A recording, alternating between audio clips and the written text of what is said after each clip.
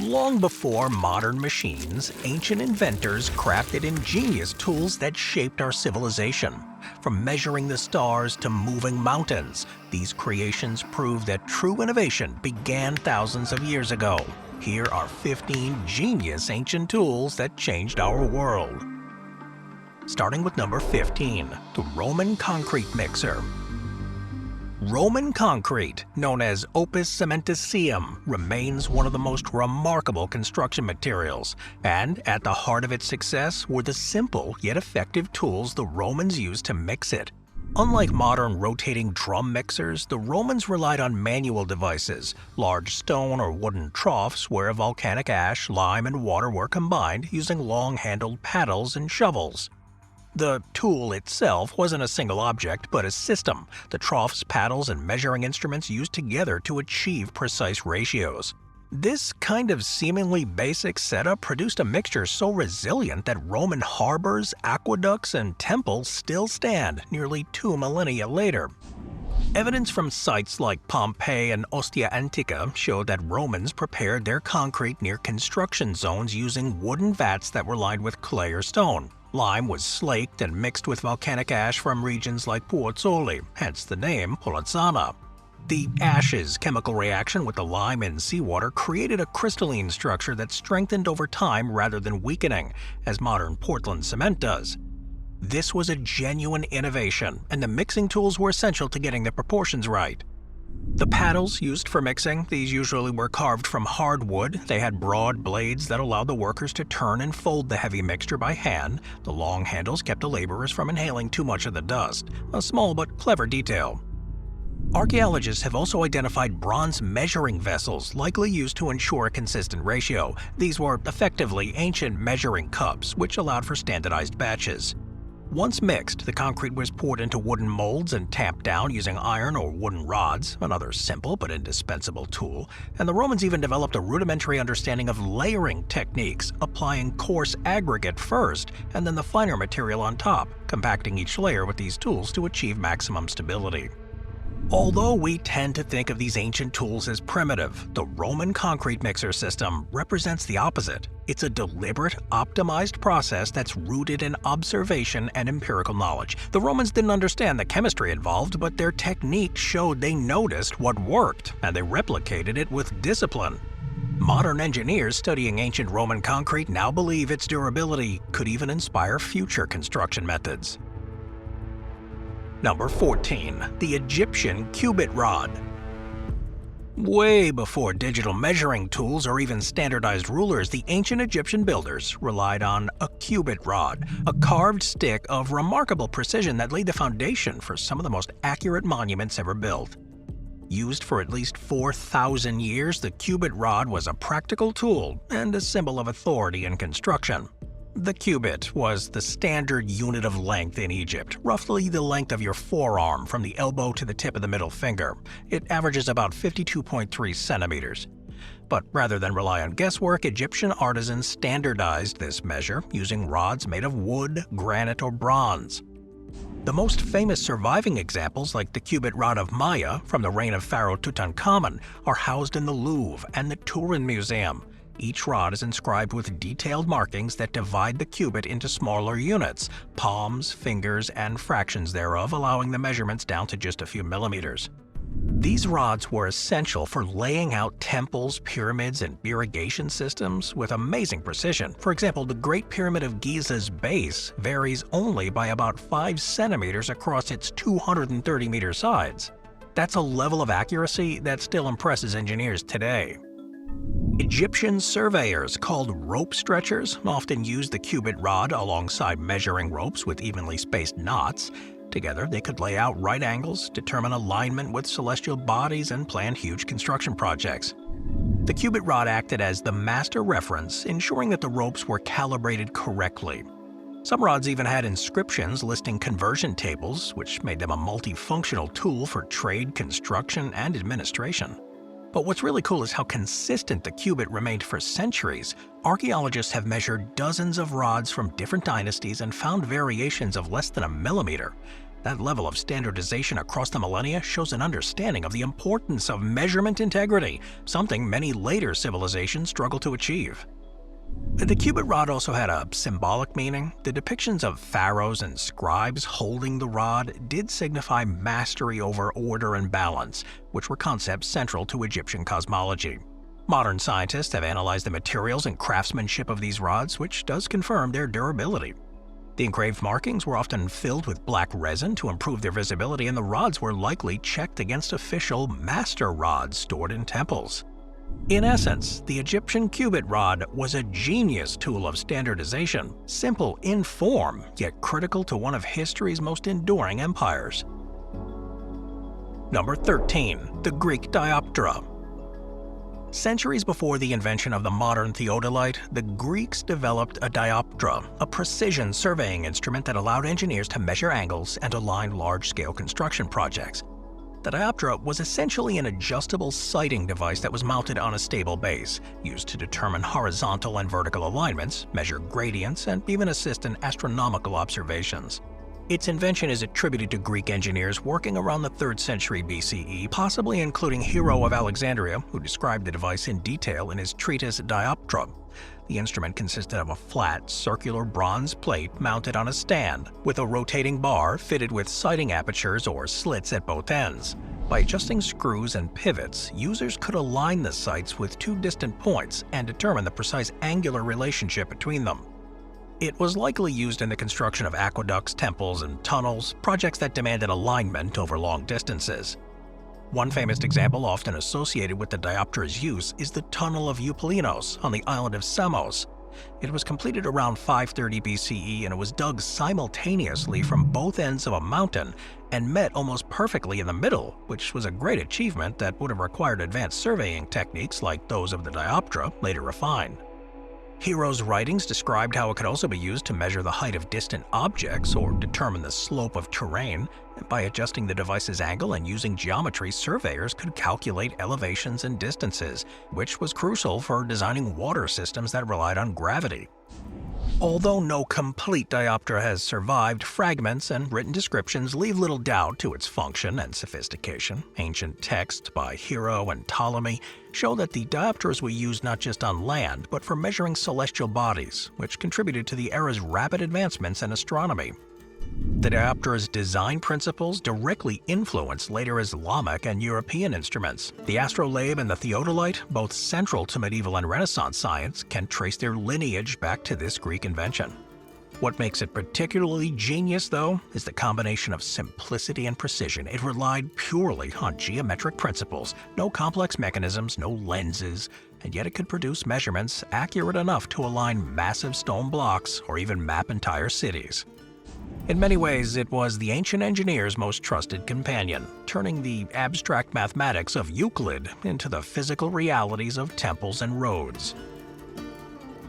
Number 12. The Chinese seismoscope of Zhang. In 132 CE, during the Eastern Han Dynasty, a Chinese polymath named Zhang Heng built one of the most astonishing instruments of the ancient world, the Hofeng Di Dongyi, or instrument for measuring seasonal winds and movements of the Earth. Known today as the world's first seismoscope, it could detect distant earthquakes long before the tremors were felt locally, a feat so advanced that it wasn't replicated in the West for over 1,700 years. It was a large bronze vessel, roughly 2 meters in diameter, shaped like an ornate jar, and decorated with 8 dragon heads positioned evenly around its upper rim. Below each dragon sat a bronze toad with its mouth open. Inside the vessel was a delicate pendulum mechanism that responded to ground vibrations. When an earthquake happened, the internal mechanism would cause one of the dragon heads to release a small bronze ball into the mouth of the toad directly beneath it. The direction from which the ball fell indicated where the earthquake had originated. Historical accounts, especially from the Book of the Later Han, describe how the instruments once detected an earthquake in the Gansu region, hundreds of kilometers away. The brilliance of this device is in its simplicity, paired with deep insight into natural phenomena. Zhang Heng hypothesized that seismic waves travel through the ground in all directions. By arranging his dragons symmetrically and connecting their release mechanisms to a central pendulum, He created a directional detector that could register the first faint motion of a quake and identify its source. This design shows an impressive understanding of mechanical engineering and empirical observation. It didn't record the magnitude or duration of quakes like modern seismographs do, but it performed the essential first step, detecting and indicating the direction. This allowed the officials in ancient China to prepare for aftershocks or dispatch aid to affected regions more efficiently. Although the original device hasn't survived, multiple modern replicas built by Chinese scientists have demonstrated its effectiveness. In controlled experiments, these reconstructions successfully detected small artificial ground motions, and they indicate their direction with amazing accuracy. It's pretty much proof that ancient Chinese inventors were not merely skilled craftsmen, but sophisticated theoreticians capable of translating natural observations into design. Centuries before the scientific revolution, they were already quantifying and interpreting the invisible forces of nature. Number 11. The Roman arch compass. The Romans were not only exceptional builders, they were master surveyors. Two of their most ingenious ancient tools, the groma and the corabates, were often used together to achieve perfect alignments across huge construction projects. These instruments were the precursors to modern surveying compasses and leveling tools, and their precision allowed for the creation of military roads and entire city grids. The groma was a simple yet brilliant device for establishing right angles and straight lines. It consisted of a vertical staff with a horizontal cross at the top, from which 4 plumb lines hung down. By aligning these lines with distant landmarks, the surveyor could mark out precise perpendicular intersections on the ground. This was essential for constructing the orthogonal street plans typical of Roman colonies and military camps. The corabates, on the other hand, was used for leveling, particularly vital in aqueduct construction. It looked like a long wooden beam, often around 6 meters in length, supported on legs with a groove running along the top that could be filled with water. When the water level was perfectly even, the instrument indicated a true horizontal line. Some versions also had plumb bobs hanging from vertical supports for use even when water wasn't available, allowing the engineers to confirm that the device was level on uneven terrain. When used together, the groma and corabates formed a complete system for planning and executing a large-scale infrastructure project. Surveyors could map out perfect 90-degree intersections using the groma, then use the corabates to ensure the roads or channels maintained a consistent gradient, which was critical for maintaining water flow. One of the best documented applications of these tools was the Aqua Claudia aqueduct in Rome. It spans over 69 kilometers, and its slope was maintained at just about 1 meter of descent per 300 meters of length, a level of accuracy that rivals modern civil engineering. And besides, these instruments also had a symbolic importance in Roman culture. The ability to divide, measure, and order the land reflected the Roman ideal of civilization itself, bringing structure and control to the natural world. The groma, in particular, was a symbol of authority among Roman engineers, much as a modern surveyor's total station might represent expertise today. Although neither instrument has survived intact, detailed inscriptions remain found near Pompeii, and it confirms their design and function. Modern reconstructions have proven that even with basic materials, they could achieve impressive precision over long distances. Number 10. The Mesopotamian clay tablet stylus. Among humanity's earliest tools for recording our knowledge, few were as transformative as the Mesopotamian stylus. Used from around 3200 BCE onward, this simple instrument, typically made from reed or bone, was the writing tool that gave rise to cuneiform, one of the world's first writing systems. Now, the genius of this one lies in how it converted the challenges of a wet clay medium into a durable, systematic form of communication that endured. The stylus was a slender, tapered tool, often triangular or wedge-shaped at the tip. Scribes used it to press symbols into soft clay tablets, creating the wedge-shaped marks, hence the name cuneiform, from the Latin cuneus, meaning wedge. The shape of the stylus allowed for a range of strokes and impressions depending on the angle and pressure applied, and this standardized system made it possible to record everything from grain inventories and legal contracts to epic literature and astronomical observations. The oldest examples of these styluses, found in the ancient city of Uruk in modern-day Iraq, were made from cut reeds, a material abundant in the region's marshlands. Later, bronze or bone styluses were used for more durable writing or for inscribing finer details. The clay tablets themselves were dried in the sun or baked in kilns to harden them, which preserved the records for thousands of years. City-states like Sumer, Akkad, and Babylon depended on this technology to maintain their bureaucracies. Without it, there would have been no reliable way to manage trade routes, track taxes, or enforce the laws. The Code of Hammurabi, one of the earliest known sets of laws, was written using this very method. Archaeologists have uncovered tens of thousands of these tablets, revealing the extent to which writing became integral to daily life. Its design allowed scribes to write quickly and uniformly, something critical in temple and palace record-keeping. In fact, early scribes underwent years of training to perfect their wedge formations, and their tools were so refined that one could identify individual scribes based on the variations, similar to handwriting analysis today. Unlike papyrus or parchment, which decay over time, baked clay tablets last indefinitely if they're kept dry. Because of this, modern archaeologists can still read detailed records from 4,000 years ago, almost as clearly as the day they were made. The impact of the stylus, therefore, extends far beyond its simplicity. It became the foundation of recorded civilization. Number 9. The Egyptian copper chisel. Among the earliest examples of true engineering tools, the Egyptian copper chisel is a defining instrument of ancient craftsmanship. Long before iron or steel became common, Egyptian builders relied on chisels made from copper, and later bronze, to carve stone and shape wood and even inscribe hieroglyphs. This seemingly simple tool enabled the creation of monuments so enduring they still dominate the Egyptian landscape thousands of years later. Craftsmen produced them by hammering and annealing native copper, a soft metal that was workable yet strong enough to cut through the softer stones like limestone and sandstone. In tomb scenes and wall reliefs, artisans are often depicted holding chisels and wooden mallets, carefully carving the detailed reliefs and hieroglyphs that decorated the temples. For harder materials like granite, the Egyptians employed a clever technique rather than brute force.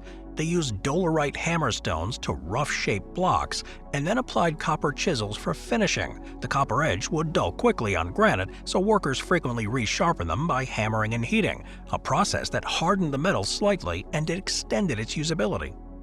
By the Middle Kingdom, around 2000 BCE, Egyptians began alloying copper with tin to produce bronze, a harder and more durable material.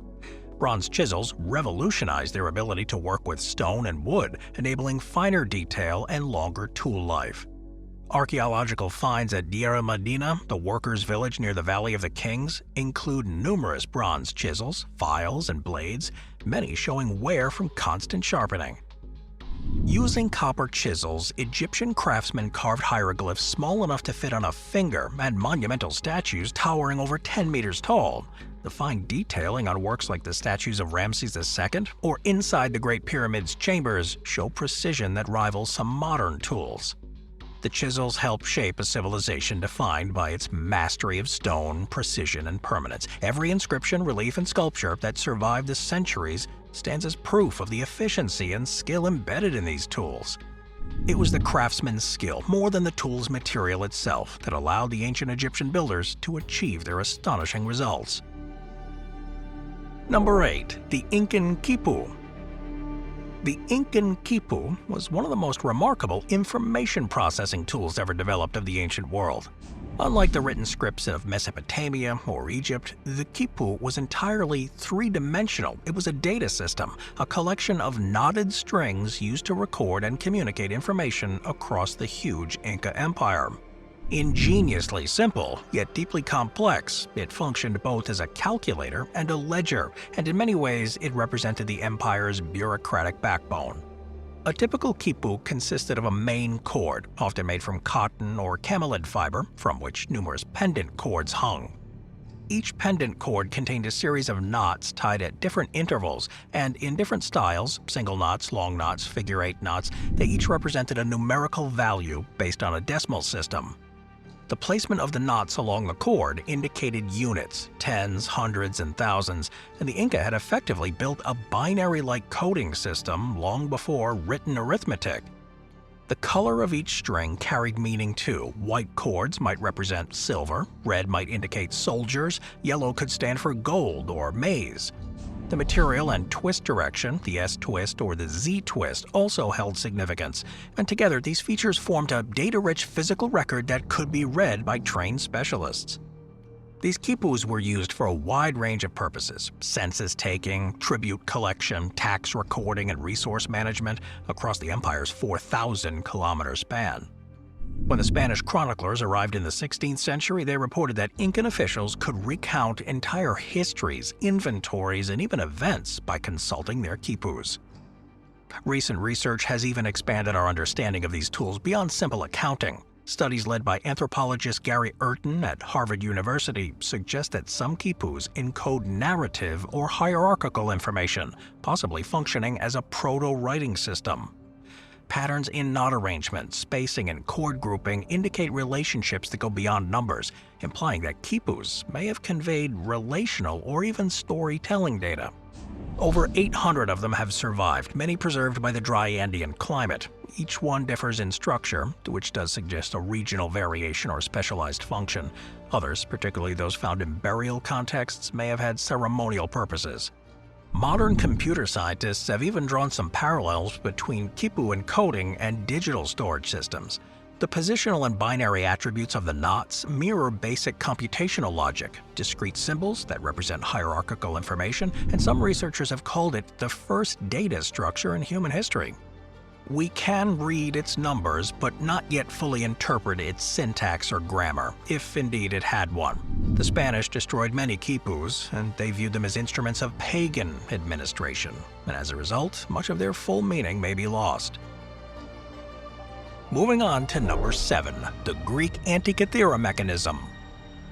Discovered in 1901 among the remains of a Roman-era shipwreck near to the island of Antikythera in Greece, this mechanism remains one of the most astonishing tools ever created from the ancient world. It is often referred to as the world's first analog computer. This bronze device dates to around 150 to 100 BCE, and it was designed to predict astronomical events. Its discovery forever changed our understanding of ancient Greek technology. The mechanism consists of a system of more than 30 interlocking bronze gears that's housed within a wooden case about the size of a shoebox. Using a hand-cranked dial, it could model the movements of the sun, the moon, and the planets according to the Greek geocentric cosmology of time. It could even predict lunar and solar eclipses, track the cycles of the Olympic Games, and show the irregular motion of the moon due to the elliptical orbit. The device includes a differential gear system, a feature that was thought to have been invented in the modern era, which allowed it to model complex motions. For a civilization without precision lathes or metal-cutting machinery, this represents an almost unbelievable level of craftsmanship. Inscriptions found on the fragments have helped researchers understand how it worked. The front dial displayed the solar and lunar calendars, while the back contained spiraling scales that represented the metatonic cycle, about 19 years, and the Saros cycle, 18 years, both used to predict eclipses. Turning the crank caused the gears to move the pointers along those scales, which displayed the positions of the celestial bodies for any given date. Archaeologists and scientists, including Michael Wright and Tony Freeth, have spent decades reconstructing its design. These studies have revealed that the mechanism could even account for the moon's varying speed, something which required a deep understanding of non-uniform motion. No other known artifacts from antiquity approaches this mechanism's level of sophistication. It suggests that the Greek engineers possessed a far greater technological capability than previously assumed. It would have been used to teach astronomy, predict festivals tied to celestial events, and maybe guide agricultural decisions. The portability of it made it an ideal tool for scholars who needed to plan by the stars. Number 6. The Chinese South-Pointing Chariot. Long before magnetic compasses guided explorers across the seas, the Chinese developed a mechanical navigation device so ingenious it could indicate direction without using magnetism at all. Known as the South-Pointing Chariot, this remarkable tool relied purely on gears and a differential motion to keep the figurine permanently pointing south, regardless of how the chariot turned. Invented during the 3rd century CE in the Han Dynasty, the south-pointing chariot is an early example of applied engineering. Texts attribute early versions to the legendary engineer Ma Jun, renowned for his inventions, including automata and water-driven devices. His design of the chariot became one of the most celebrated feats of ancient Chinese engineering. The device worked through a differential gear system. That's the same basic principle that allows modern car wheels to rotate at different speeds. As the chariot moved, the gears connected to its wheels turned a vertical shaft linked to the pointer figure on top. The differential mechanism compensated for the chariot's turns by rotating the figure in the opposite direction, ensuring it always pointed south towards the same fixed orientation. Reconstructing the south-pointing chariot has challenged people and historians because no original survives. Descriptions come from historical sources like the Song Shu, the Book of the Song, and the writings of the engineer Zhu Chengxi, who is said to have rebuilt the chariot around 500 CE. Modern engineers who have recreated it based on these descriptions have confirmed its feasibility. When both wheels move at the same rate, the gears hold the pointer steady. When one wheel turns faster during a turn, the differential mechanism adjusts the pointer rotation accordingly. It's difficult to overstate the brilliance of this design. What's more, it reflects a broader theme in Chinese engineering, translating abstract scientific ideas like directionality and symmetry into mechanical form. Modern reconstructions displayed in museums show how the device could function effectively using only wooden gears and bronze fittings, requiring no magnet, water, or external power. The result is a masterpiece of ancient engineering, a purely mechanical compass that showed not only the ingenuity of the Chinese inventors, but also their deep understanding of geometry, motion, and balance. Number 5. The Mayan astrolabe. The Maya civilization was one of the most astronomically advanced of the ancient world, and though they didn't possess metal instruments or optical devices, they developed ingenious tools to track celestial cycles. Among these, the so-called E-groups, the architectural alignments built into the temple complexes, they functioned as observational instruments. These E-groups are named after the structure E7 sub at Guatemala, where the first example was identified. The design consisted of a long platform on the western side facing a set of 3 small temples on the eastern. When viewed from the western platform, the sun would rise directly over the central temple at the equinoxes and over the northern and southern temples at the solstices. In effect, the entire architectural arrangement became a giant fixed astronomical measuring tool. Using this setup, they could determine the length of the solar year, mark agricultural seasons, and schedule religious festivities. Excavations show that these alignments were calculated to within a fraction of a degree. That's no small feat considering the lack of precision metal instruments. Instead, they relied on sighting rods, fixed pegs, and reference markers built into the stonework. These functioned like the sighting sights on a transit or a level, which allowed the observer to mark solar positions consistently. In addition to this solar tracking, they also developed handheld tools made from sighting sticks. These were simple stone or wooden bars with drilled holes at each end. By aligning 2 holes with the celestial body, an observer could measure its rising or setting angle relative to the horizon. The data that was collected through these tools fed directly into the Maya calendar system, the 260-day ritual calendar and the 365-day solar calendar. Inscriptions and codices like the Dresden Codex show that the Maya used these observational techniques to predict Venus cycles and lunar phases. The Venus table with the codex matches the planet's synodic period, 584 days, to within hours of modern measurements. Rather than rely on a portable machine, the Maya embedded their measuring tools directly into the landscape. It's like a union of science, art, and religion. They were precision tools of stone that allowed an entire civilization to synchronize agriculture and political power with the movements of the heavens. Number 4. The Egyptian water clock, the clepsydra. Before the invention of mechanical clocks, the ancient Egyptians had mastered timekeeping through an elegant and practical device, the clepsydra, or water clock. Dating back to at least 1500 BCE, it was one of humanity's first instruments for measuring time continuously and accurately, which is essential for regulating rituals, legal proceedings, and anything else.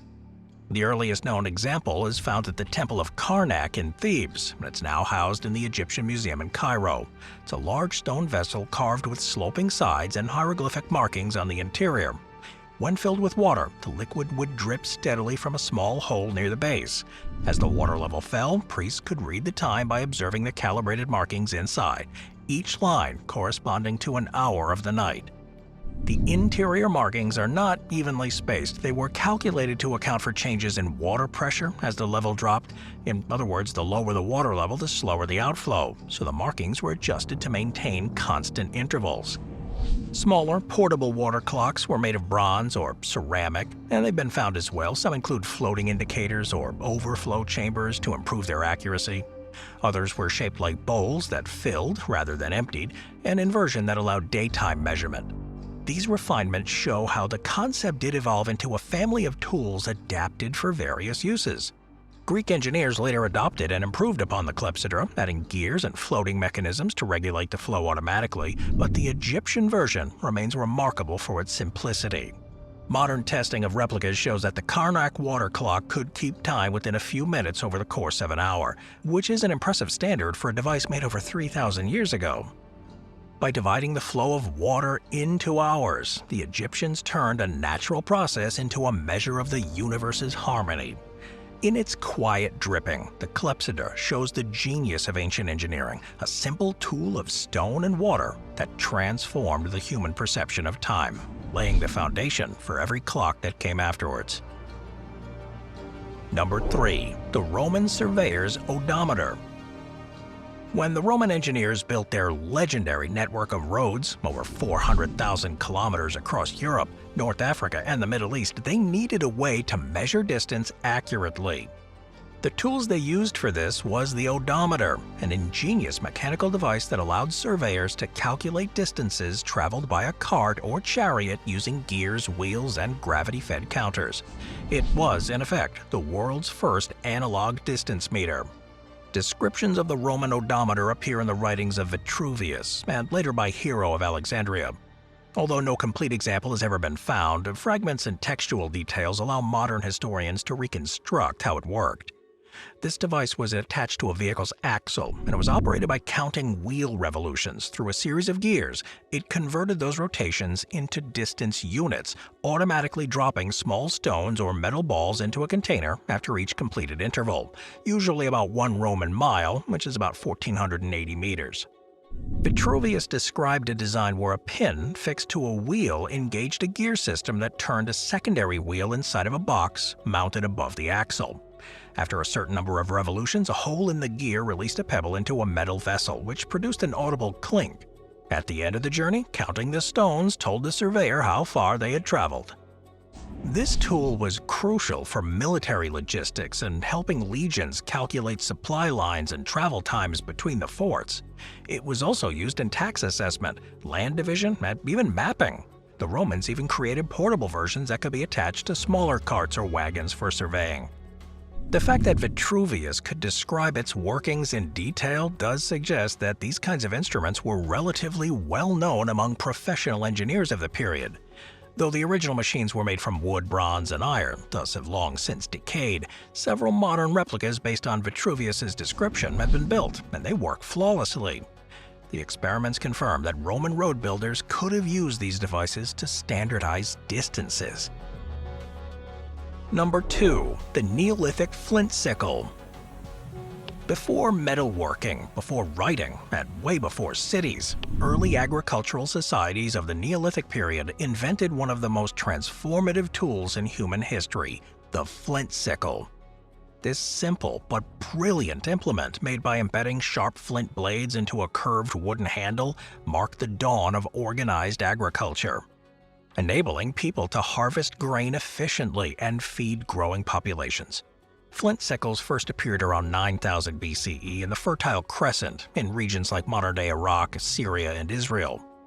Archaeologists have found thousands of examples, many with microscopic wear patterns and traces of ancient cereal residue, proving they were used for cutting wheat, barley, and other early domesticated crops. Early humans had long used stone flakes as cutting tools, but the sickle combined several blades along a handle, which increased the comfort and efficiency. A wooden or bone grip was carved to hold multiple small sharpened flint segments, set into grooves using natural adhesives like bitumen or plant resin. This allowed the user to cut through stalks in sweeping motions rather than plucking or tearing, which is an enormous labor-saving innovation. Studies show this sickle gloss, a distinctive polish that forms on the flint edges when cutting silica-rich plants like wheat. That wear pattern provides direct evidence of prolonged and repeated use. By enabling efficient harvesting, it allowed humans to cultivate larger fields and produce surplus food, leading directly to permanent settlements and the rise of early civilizations. The first villages in the Levant, like Jericho and Çatalhöyük, would not have been sustainable without this simple invention. In ancient Egypt, flint sickles were common even into the Bronze Age. They were used alongside copper versions. Their crescent shapes became more refined, though, optimized for durability and ergonomics. Some sickles were elaborately decorated, suggesting they also held symbolic value, perhaps linked to fertility rituals and the cycles of growth. But what makes it fascinating is its legacy. The design, the curved handle, the cutting edge of the small teeth, it remains fundamentally unchanged, even in modern harvesting tools. It's one of the earliest examples of an ergonomically optimized design, adapted perfectly to human hand movement. More than any other tool, the flint sickle symbolizes the transition from hunter-gatherer to farmer. It was the first instrument that allowed humanity to truly control its food supply, and by extension, its future. Simple in construction, yet world-changing in its consequence, the flint sickle is one of the most brilliant tools ever created, a sharp edge that cut the path from prehistory to history. Number 1. The Archimedes screw. Invented over 2,000 years ago and still in use today, the Archimedes screw is one of the most enduring tools of the ancient world. Traditionally, it was attributed to Archimedes of Syracuse in the 3rd century BCE. This simple device was designed to move water from a low-lying area to a higher one, which transformed agriculture, irrigation, and drainage across the Mediterranean and beyond. The principle behind it is deceptively simple. The device consists of a helical surface, basically a spiral, wound around a central shaft and enclosed within a hollow cylinder. When the entire assembly is rotated either by hand, animal power, or water flow, it traps the water in the pockets formed by the screw's threads, and as it turns, the pockets lift the water upwards along the cylinder until it pours out at the top. Archimedes reportedly devised it while in Egypt, observing the need to move Nile water to irrigation canals during the dry seasons. Ancient Egyptian versions were made of wood, sealed with pitch or resin to prevent leaks, and despite the limited materials, they could move large quantities of water with minimal effort. The earliest confirmed examples date to around the Hellenistic period around the 3rd century BCE, but the principle may have been known about earlier in Mesopotamia. The screw's design was so effective it was quickly spread throughout the ancient world. Greek engineers used it for irrigation, and Romans employed it in the mines to remove groundwater. But beyond irrigation, it led to countless applications throughout history. During the Renaissance, Leonardo da Vinci sketched improved versions for water management and drainage. In the 19th century, engineers adapted the same principle to create the screw propeller for ships and turbines for generating power. Even modern wastewater treatment plants use Archimedes screws to lift liquids in precisely the same way as the ancient peoples did. The screw does also represent a major step forward in the understanding of fluid dynamics. Though Archimedes himself likely saw it as a practical invention rather than a theoretical model, the underlying physics, pressure, volume, and rotational motion, they form the basis of hydraulic engineering today. Modern engineers studying the device have found that its efficiency is not far behind modern mechanical pumps, despite being made entirely from wood or bronze.